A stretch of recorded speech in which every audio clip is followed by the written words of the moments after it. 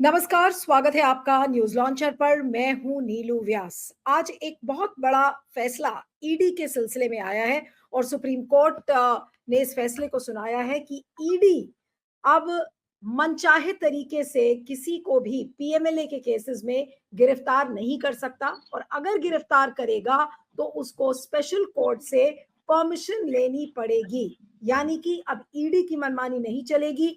ED के जो पर थे, एक तरीके से आज चंद्रचूड़ साहब की जो कोर्ट है उसने इसको आज उसको कुतर कर रख दिया है एक तरीके से। और किस सिलसिले में था, जस्टिस अभय ओका और जस्टिस उज्जवल भुइया की बेंच ने ये फैसला सुनाया है।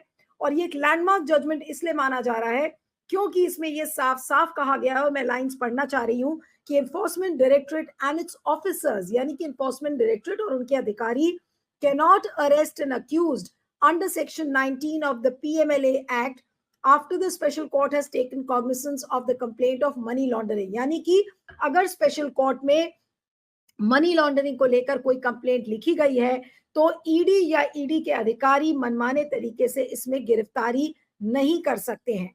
अब उसमें यह भी लिखा हुआ है, सुनते जाइएगा ध्यान से, कि after the cognizance is taken of the offence punishable under section 4 of the PMLA based on a complaint under section 44, ED and its officers are powerless। यानी कि ईडी और ईडी के अफसरों के पास कोई ताकत नहीं है कि वो गिरफ्तारी कर सके under section 19 to arrest the person shown as accused in the complaint. If the ED wants a custody of the accused who appears after the service of the summons for conducting further investigation of the same offense, ED will have to seek custody of the accused by applying to the special court। अगर उनको लगता है कि custodial interrogation चाहिए तो उसके लिए ED के अधिकारियों को स्पेशल कोर्ट में अप्लाई करना पड़ेगा, यानी कि एप्लीकेशन डालनी पड़ेगी। और अक्यूज को सुनने के बाद, आरोपी को सुनने के बाद ही स्पेशल कोर्ट इस तरीके का ऑर्डर देगा कि अगर उनके कस्टोडियल इंटरोगेशन की जरूरत है या नहीं है। कोर्ट में permit the custody only if it is satisfied that custodial interrogation is required even though the accused was never arrested under section 19। तो अभी तक जो सेक्शन 19 के पीएमएलए के तहत ईडी मनमाने तरीके से गिरफ्तार कर लेती थी, तो अब फैसले के बाद इस तरीके की गिरफ्तारी नहीं कर पाएगी। अब आपको ये भी बता दें कि ये पूरा जो फैसला था इसको 30 अप्रैल को सुरक्षित रखा गया था और आज इस फैसले को सुनाकर आज एक बार फिर से सुप्रीम कोर्ट ने ये साबित कर दिया कि सरकारी जो एजेंसीज हैं और खासकर जो जांच एजेंसीज हैं वो जिस तरीके की मनमानी तरीके से लोगों को अरेस्ट कर रहे थे वो अब इसमें अरेस्ट नहीं कर पाएंगे। अब इसी सब पर हम बातचीत करेंगे। हमारे साथ इस समय वरिष्ठ वकील बलराज मलिक जी जुड़ रहे हैं। बलराज जी, आपका बहुत बहुत स्वागत है न्यूज लॉन्चर पर। और ये जस्टिस ओका और जस्टिस भुइया का ये जो फैसला है, सर, इसके मायने क्या है? अगर 4 लाइन में एक लेमैन को, एक कॉमन मैन को समझना हो और वो इस फैसले को किस तरीके से देखेगा और इसके क्या मायने हैं? जी, ये बिल्कुल सिंपल तरीके से मैं आपको समझाऊं। इसमें अगर कोई कंप्लेंट हो गई है, किसी को पहले ही गिरफ्तार कर चुकी है, मान लो एजेंसी ईडी, मान लो ईडी ने कोई पास कोई कंप्लेंट आई है, उनके अपने सोर्स से उन्होंने कोई इस तरह का कोई केस दर्ज किया और उसमें पहले ही कोई आदमी गिरफ्तार भी कर लिया और फिर उसको कोर्ट के सामने पेश कर दिया। फर्दर किसी को भी, मान लो उसमें अक्यूज ज्यादा है या कोई नए अक्यूज सामने आते हैं, उनको ये समन दे के गिरफ्तार कर लेते थे खुद ही। जैसे अरविंद केजरीवाल को भी गिरफ्तार किया, संजय सिंह को भी गिरफ्तार किया, और देश में कितने सारे लोग ऐसे हैं जिनको इस तरह से बुला बुला के गिरफ्तार करते हैं। बड़ा भय का वातावरण पूरे देश में था और पुलिस राज्य आतंक फैल गया था, इस कानून का दुरुपयोग हो रहा था। आज जो व्याख्या की है सुप्रीम कोर्ट ने, ये कमाल की व्याख्या है। ये संविधान के हिसाब से, लोगों के फंडामेंटल राइट के हिसाब से, अगर बाद में आपको किसी को गिरफ्तार करना है तो ये आपकी मर्जी नहीं है, किसी पॉलिटिकल आका की कहने की वजह से या हमारी एजेंसियां किसी की पपेट बन जाएं और किसी के इशारे पे काम करें या एक्सटॉर्शन के लिए काम करें। उस तरह से मैं इसको और सरल भाषा में कहूं कि बंदरों के हाथ में तलवार ना पकड़ाई जाए, चाकू ना पकड़ाया जाए, कि वो जो रक्षक ही भक्षक हो जाएं, समाज को खा जाएं, समाज के लोगों को बेइज्जत करें, पैसा वसूलें और उनकी किसी की पॉलिटिकल हत्या करें, किसी को बदले की भावना से काम करें। ये बदमाशी जो देश में चल रही थी, आज कमाल किया जस्टिस ओका और जस्टिस उज्जवल बयान ने। ये इन्होंने कहा है कि अगर आपको किसी को गिरफ्तार करना है फिर आप ऐसे गिरफ्तार नहीं कर सकते समन देके। You have to apply, you have to say to the court कि हमने इस आदमी को गिरफ्तार करना है, और कोर्ट अपनी रीजनिंग देगी कि गिरफ्तारी जरूरी है कि नहीं जरूरी है। अगर जरूरी है तभी गिरफ्तारी के आदेश कोर्ट देगी, तो तब आप गिरफ्तार कर सकते हैं। अदरवाइज कोर्ट खुद बॉन्ड लेके उनको कंडीशनल बेल, जो कंडीशन लगाते हैं, भाई जब बुलाएंगे तुम्हें जाना है, और ताकि लोगों की हरासमेंट ना हो, लोगों को जेल में जाने का खौफ पैदा कर करके ये बदमाशी देश में रुके। और आज जस्टिस ओका और जस्टिस उज्जवल ने ये कमाल कर दिया, और देश को आज न्याय मिला है इस मामले में। पीएमएलए में prevention of money laundering act, जिस हिसाब से आज की सत्ता और आज की एजेंसी यूज कर रही है, देश का कोई भी आदमी नहीं बच सकता, कोई भी। जिसने 10 गज का 20 गज का फ्लैट भी अगर लिया है, उनको भी ये किसी तरह से घुमा घुमू के जो पीएमएल के दायरे में लाके, जो पुलिस राज्य का आतंक फैला हुआ था, जैसे कई जगह बंदरों का आतंक हो जाता है ना किसी एरिया में, तो बाहर से फिर वो बड़ा लंगूर बंदर लाके उसको बचाया जाता है, भगाए जाते हैं वहां से, पब्लिक प्लेस से। ऐसे ही ये आतंक फैला रखा था एजेंसीज ने, और ऐसे माहौल में इस देश की एजेंसी के लोग रक्षक की बजाय भक्षक बन जाते हैं, सब एक्सटॉर्शन के लिए, क्योंकि सरकार के आका बैठ के लोगों से बदले की भावना से काम करते, फिर ये भी कसर नहीं छोड़ते। ये जो कर्मचारी हैं ईडी में या इस तरह की एजेंसियों में, ये लगातार, इनको तो थोड़ा इशारा चाहिए किसी गलत काम करने के लिए, फिर तो ये पूरे के पूरे राजा खुद ही हो जाते हैं। लोगों से एक्सटॉर्शन करना, बेइज्जती करना, बदतमीजियां करना, किसी के बच्चे स्कूल में जा रहे हैं, सवेरे सवेरे उसके घर पे रेड करना, हरास करना गलत तरीके से, वो हो रहा था देश में। आज फुल स्टॉप लगा है। ये इस तरह का न्याय इमीडिएट मिलना चाहिए, सालों लग गए हैं इस तरह की बदमाशी चलते इस देश में, और आज उस लेकिन बदमाशी को फुल स्टॉप लगाम लगाई है सुप्रीम कोर्ट ने। बलराज जी, आज पूरे देश के जो पीएमएलए कोर्ट्स हैं, उनमें इस तरीके की मनमानी गिरफ्तारियां बहुत सारी हुई हैं कि अचानक से किसी बिल्डर के यहाँ पहुंच गए, किसी विपक्षी दल के यहाँ बिल्कुल पहुंच बिल्कुल। गए। आज इस फैसले के बाद क्या इन सारे लोगों को छोड़ दिया जाएगा? किस तरीके से अब इन्वेस्टिगेशन होगा पीएमएलए के केसेस का? क्या पीएमएलए के केसेस ये को इन्वेस्टिगेट करने की पूरी रूपरेखा अब यहाँ से बदल जाएगी इस फैसले के बाद? तो ये बिल्कुल तो इस अनिल केजरीवाल, मनीष सिसोदिया, वो तमाम लोग हैं जो बेल पर छूटे हुए हैं। तो अब इनके केसेस में ये पूरा फैसला आप कैसे इम्प्लीमेंट? अब इन पे कम से कम ये हो सकता है, जिन लोगों को ये गिरफ्तार कर चुके हैं उनको बेल मिलने में आसानी हो जाएगी, क्योंकि वो जो डबल दो मुहा एक कानून था कि ये 2 टेस्ट पास करने चाहिए तभी जमानत मिलेगी, वो 2 ना कोई पास करे, ना कोई जज अपने ऊपर उन बातों को ले कि मुझे प्राइमा फेसी नहीं लगता था इसने अपराध नहीं किया। कौन जज है, किसमें हिम्मत है डिस्ट्रिक्ट जुडिशरी में? हाई कोर्ट और सुप्रीम कोर्ट के जो जज बैठे हैं, उनके आका जो बैठे हैं, और डिस्ट्रिक्ट जुडिशरी के लोग बेचारों को अपनी नौकरी करनी है, वो जजशिप तो बाद की बात है। वो भय का जो वातावरण है इस देश में, जो सुप्रीम कोर्ट के चीफ जस्टिस बार बार कह रहे हैं लोगों को जमानत दो जमानत दो, मगर दे क्या? जब हाई कोर्ट के जज उसी तरह के केसेज में स्ट्रिंजेंट फैसले सुना रहे हैं और स्ट्रॉन्ग व्यू ले रहे हैं, और लोगों के पक्ष में नहीं खड़ी हो रही जुडिशरी, हाई कोर्ट और सुप्रीम कोर्ट, तो ऐसे माहौल में डिस्ट्रिक्ट जुडिशरी का काम करना बड़ा मुश्किल हो गया था।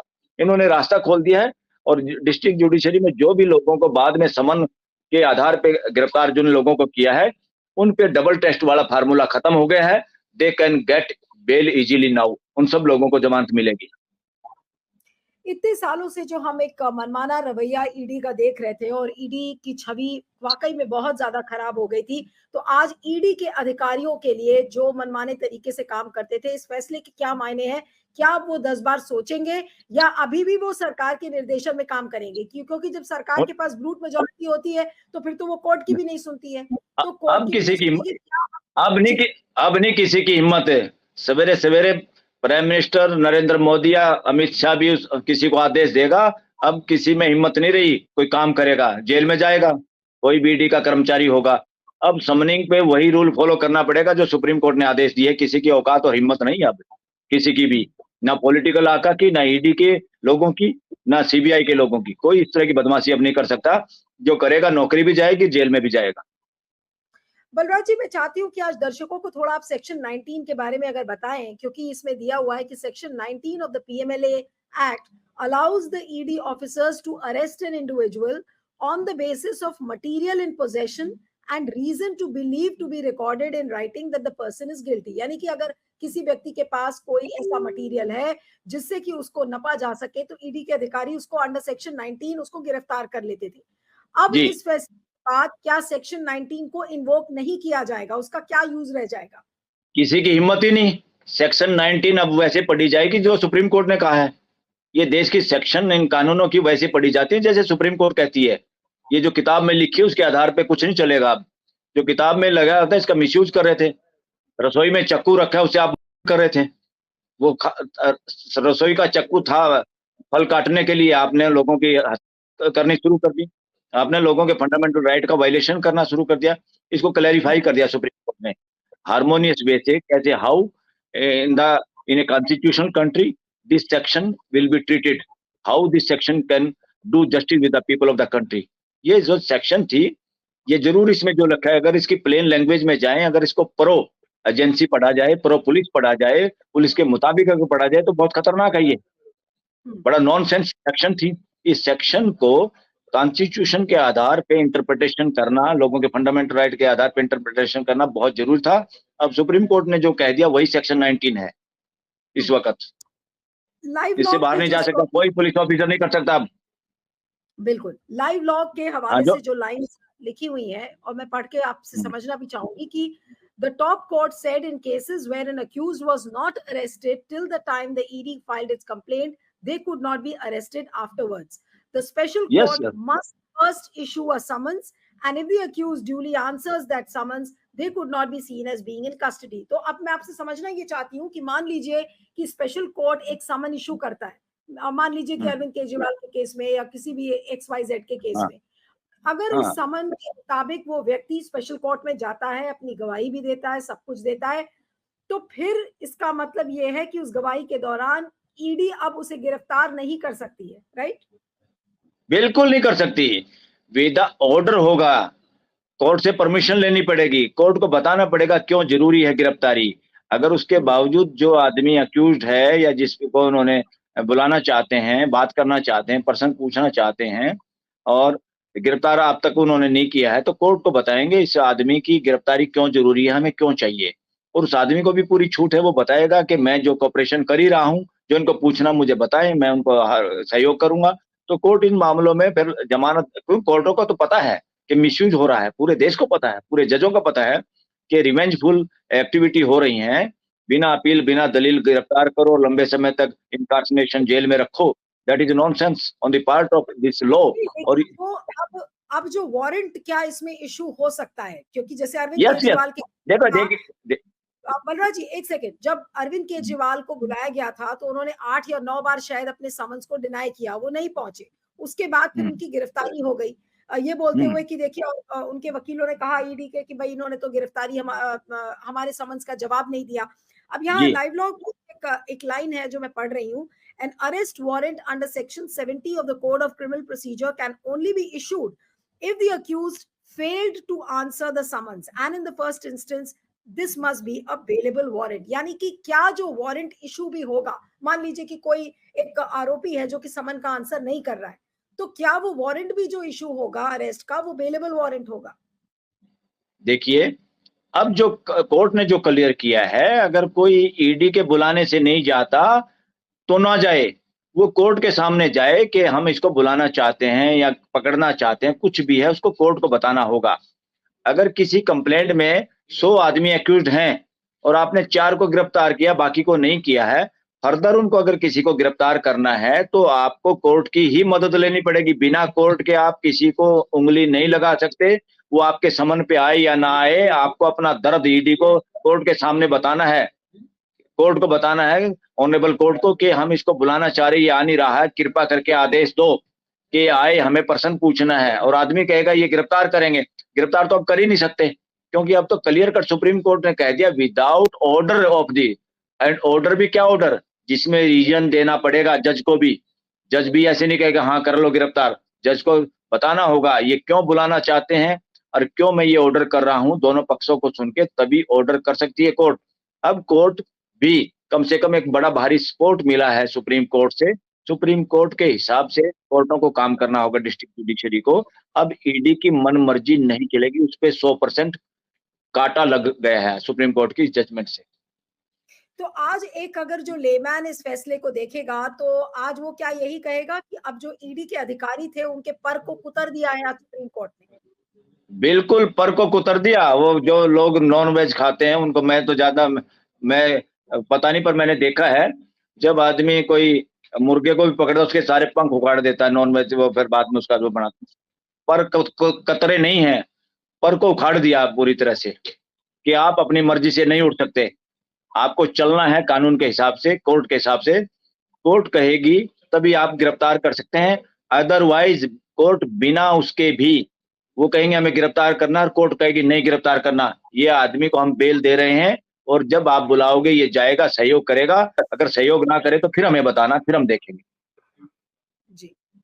तो आज क्या उन तमाम जो पीएमएलए केसेस में जो फंसे हुए लोग हैं, आज उनकी एक बड़ी जीत है, जो अभी तक ये कह रहे थे कि देखिए सरकार किसी को भी चाहती है तो फंसा लेती है, किसी के साथ भी आर्म ट्विस्टिंग करने लगती है सरकार, जोर जबरदस्ती करके और उनको गिरफ्तार करती है। तो आज उन सारे लोगों की जीत हुई है इस फैसले से? इससे संविधान की जीत हुई है, इससे कानून की जीत हुई है। आदमी तो पता नहीं किसका नंबर आ जाए, कौन आ जाए, और पर जो लोग विक्टिम हैं, उनके लिए भी बड़ी राहत की बात है। बहुत सारे लोगों को अब जमानत मिलेगी, जो इन लोगों ने बाद में गिरफ्तार किए हैं। कोर्ट के सामने केस जाने के बाद जिन लोगों को इन्होंने गिरफ्तार किया हुआ है, अब उन लोगों की भी जान, उनको भी सांस आएगा, उन लोगों को जमानत मिलने में आसानी हो जाएगी। उन पे जो दो धारी तलवार जो लटक रही थी, जो कानून ने लटका रखी है, ये रोलेट एक्ट की तरह गंदा कानून है देश का, इसको तो अभी तक नल एंड वाइड घोषित करना चाहिए था। वो भी अभी होगा, कुछ दिनों के बाद होगा वो भी। अब कोर्ट उस दिशा में कदम बढ़ा रही है। इसमें कहीं न कहीं इस देश में ब्रूट मेजॉरिटी, ज़्यादा मेजॉरिटी आने से कहीं न कहीं इस देश की कोर्टें भी लगता है, उनका भी दिमाग में थोड़ा-थोड़ा परिवर्तन होता है। ऐसा पूरा देश महसूस करता है। अब एक कम आखिरी से कम सवाल उन सब जी, जो एक आखिरी हुँ, सवाल कि अब जैसे मनीष सिसोदिया, सत्येंद्र जैन आज इतने समय से जेल में हैं, अब हुँ। क्या उनकी रिहाई की एक उम्मीद जल्द हो सकती है? बिल्कुल, बिल्कुल। जल्द उम्मीद भी है और उनका हक भी बनता है और उनको ज़मानत भी मिलनी चाहिए। बिना ट्रायल के इस देश में इस तरह के काले कानून के सारे लोगों के फंडामेंटल राइट्स को गिरवी नहीं रखा जा सकता। ये हमारे बल्कि शर्म की बात है हमारे लिए भी, देश के लिए भी, संविधान के लिए भी, देश की जुडिशरी के लिए भी शर्म की बात है ये। सब लोग अंदर खाने इस बारे में चर्चा में हैं। मेरे ख्याल में जुडिशरी के लोग भी इस पे चर्चा और चिंतित हैं। मगर सरकार के रवैये को देख के बहुत बार ऐसा होता है कि कहीं न कहीं हार्मोनी बिठाने के चक्कर में जुडिशरी भी कि भई इतनी बड़ी मेजॉरिटी है और इन लोगों ने कानून बनाया है और देश की सुरक्षा का बहाना बना-बना के इन लोगों ने जो रेल बनाई है देश के लोगों के फंडामेंटल राइट्स की, अब उसका अंत हो गया आज और फ्यूचर में उसकी वो क्या है, गोली भी जलने वाली है। वो एक तरह से कानून भी खत्म होगा इस देश में, ये अनकॉन्स्टिट्यूशनल ठहराया जाएगा, जो कि बहुत जल्दी होना चाहिए। आप पीएमएलए कानून की बात कर रहे हैं आप, यानी कि? ये पीएमएलए और यूएपीए, हाँ। जो आदमी अ, ये नेता लोग कितनी बदमाशी करके, कितनी ठगी-ठोरी, कितने झूठे वादे कर के इस देश में पदों पे पहुँच जाते हैं, कोई सीएम, पीएम तक भी बन जाते हैं और यहाँ पे जो कानून बना दिए हैं उसके सहारे कैसे विपक्ष को रौंदने का काम कर रहे हैं, बोलने वाले को की जुबान बंद करने का काम कर रहे हैं। ये देश द्रोहिता चल रही थी देश में, सत्ता के नाम पे। हमारा कॉन्स्टिट्यूशन व्यवस्था की बात करता है, सत्ता और सिंहासन की बात नहीं करता। इन लोगों का दिमाग अभी 16वीं सदी का है जो लोग सत्ता में हैं। ये लोग अपने आप को सिंहासन पे बैठा हुआ समझ रहे हैं। इन मूर्खों को ये पता नहीं, तुम्हें ज़िम्मेदारी दी गई थी चुपचाप कोई नौकरी करने की, कोई कार्य करने की। वो तुमसे अच्छी तरह नहीं हुआ, अगर वो कार्य आप लोगों को करना है सिर्फ। यहाँ बदले की भावना के लिए ये नहीं है कि कोई तुम्हारी सत्ता को खतरा है तो उसकी गर्दन तो उसको जेल में डाल दो और उनको झूठे केसों में फँसा दो। That nonsense was going on in this country और उसका अभी रिजल्ट इलेक्शन के ज़रिए जनता देश की देगी। आपका बहुत-बहुत